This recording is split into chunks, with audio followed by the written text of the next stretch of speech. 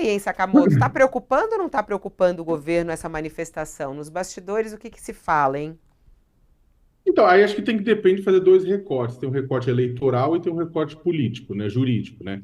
Politicamente, o Lula decidiu não responder, falou que isso aqui não tem nada a ver com isso, o Bolsonaro é caso de polícia, né? Nos bastidores, lá no Palácio do Planalto, fala-se isso, fala, o Lula não vai responder, ele está deixando isso. E eu acho que nesse sentido ele está certo, né? O Lula, nesse sentido, quanto menos falar sobre isso, melhor, porque esse caso realmente não tem. Esse caso ele precisa deixar o braço da Polícia Judiciária da União, a Polícia Federal, fazer as investigações dela, passar para a Procuradoria-Geral da República, e dali para o Supremo Tribunal Federal. Não se envolve. Quanto menos o Lula falar, vai ser melhor para o Lula, para a investigação, para a República, para todo mundo.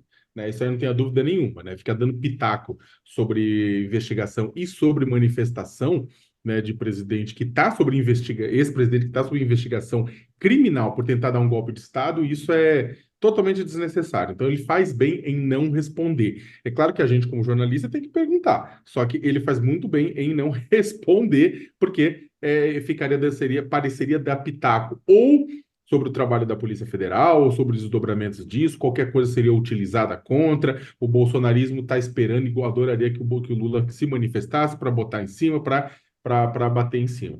Dito isso, é claro que eu estava falando com uma pessoa próxima do Lula ontem, né, sobre as manifestações, e ela falou o seguinte: olha, quem sabe que todo mundo que acompanha a política e tem um olhar mais atento sabe que o bolsonarismo continua uma força muito grande no país.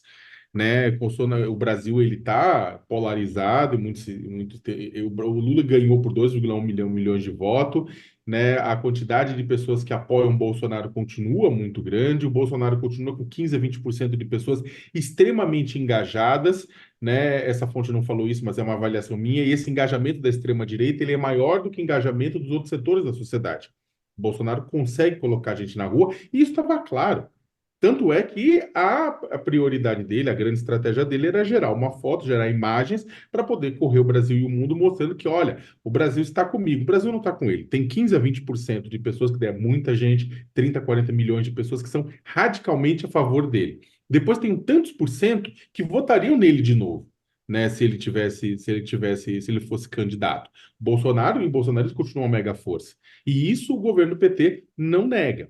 Só que aí entra essa questão, eles acham que isso não vai influenciar. Eu acho que não só eu, um monte de gente conversou com pessoas que estavam também no Ministério da Justiça, tudo, e que falaram que isso não vai influenciar as investigações da PF, muito menos o julgamento do pessoal no STF. Não vai mesmo, né? Pelo contrário, né? Eu acho que depois dessa, o pessoal, na verdade, fala assim: olha, isso mostra um risco Bolsonaro para a democracia brasileira, caso ele não seja freado pelos crimes que cometeu. Né? E também mostrou fragilidade, né? Lá dentro do Planalto, o pessoal fala bastante da questão da anistia, né? Todo mundo, isso virou até uma certa piada, né, interna. Lá daí o pessoal falou assim: poxa, mas ficou muito claro que a anistia era para ele, não era para o pessoal que foi preso, que está na Papuda, na Colmeia e por aí vai. Agora, dito isso, Fabíola, tem a questão eleitoral, né? E isso acho que preocupa de verdade o PT e o governo de uma maneira geral, que é o seguinte: claro, eles não vão reconhecer publicamente, mas significa que a força do bolsonarismo eleitoral continua muito grande.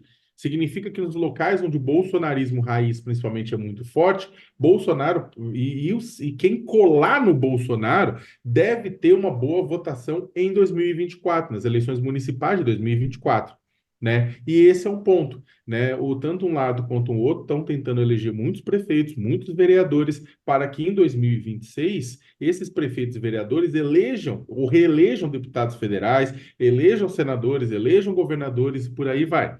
Né? Principalmente para o bolsonarismo, o Senado é importante, porque eles querem eleger uma bancada grande no Senado para influenciar no Supremo Tribunal Federal a partir de 2027, né? Sabendo que o Bolsonaro não estará eleito. Então, houve uma preocupação com relação a ninguém falou, é uma surpresa, mas é uma constatação de que o bolsonarismo como força eleitoral continua muito, muito forte, e isso vai ser levado em conta para os planos para outubro. É interessante ver aqui algumas análises da nossa audiência. Tem gente falando aqui, ó, Bolsonaro não, a Mônica, Bolsonaro já era. morreu politicamente, estão forçando uma barra, abrem muito espaço. Sabe aquela cena da falta de ar que ele fez com os brasileiros? É o Bolsonaro agora, na minha opinião. Essa é a Mônica Dias que fala aqui no nosso chat. Ô Josias, o silêncio de Lula tá correto? Quer dizer, você acha que ele tinha que opinar ou não? Tinha que responder o jornalista sobre isso? Ou acerta politicamente a não entrar nessa história? Mas nos bastidores, esse ato é uma preocupação para o governo?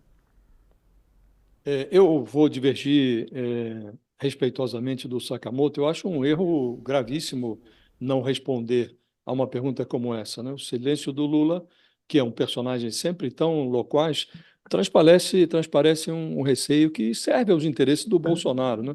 Não existe pergunta inconveniente no jornalismo. O que há é resposta débil, né? E neste caso específico, o silêncio do Lula, ele é ruim porque o presidente tinha várias formas de responder uma pergunta como essa, né? Ele poderia dizer, por exemplo, que não está preocupado com o Bolsonaro. O Bolsonaro realmente hoje virou um personagem que está submetido à Polícia Federal, ao Supremo Tribunal Federal, órgãos que têm que investigá-lo e julgá-lo. Mas, a meu juízo, o presidente faria um bem a si mesmo e ao seu governo se ele fizesse um aceno para aqueles brasileiros que foram à Avenida Paulista. É muito difícil de compreender porque ainda existe um pedaço do eleitorado brasileiro disposto a flertar com o golpismo do Bolsonaro, com toda a precariedade do Bolsonaro.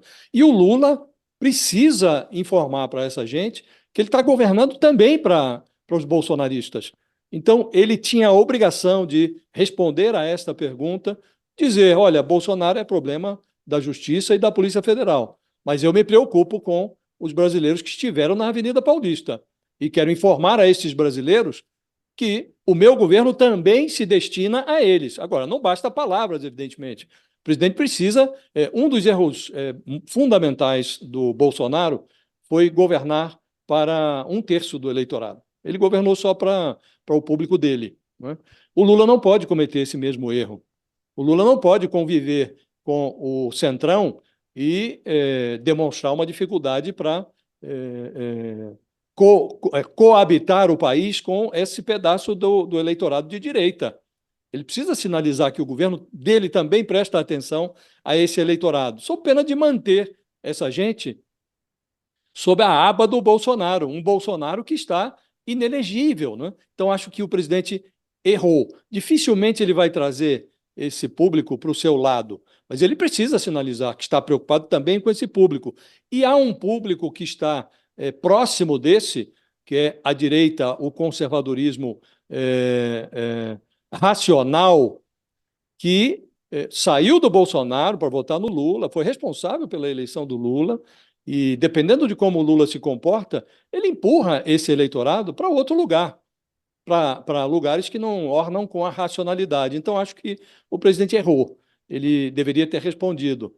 O silêncio, primeiro, é uma descortesia, né? A repórter foi, inclusive, vaiada. É uma repórter seríssima, Luaico, do jornal Valor Econômico, fez a pergunta que deveria ser feita, a pergunta tinha que ser feita, houve vaias, porque havia uma militância petista ali no ambiente, o Lula estava anunciando um programa, e ninguém defendeu, o Lula poderia pelo menos ter defendido a jornalista, já defendeu até o governador Cláudio Castro, que está sendo investigado aí por corrupção, foi vaiado lá no Rio de Janeiro, ele defendeu o Tarcísio de Freitas quando foi hostilizado em evento recente lá em Santos, e não defendeu a jornalista. Acho que o presidente errou em não responder.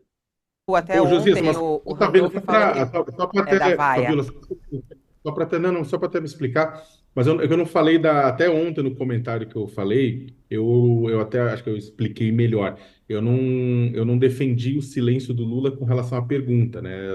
A pergunta eu acho que ele tinha que ter respondido.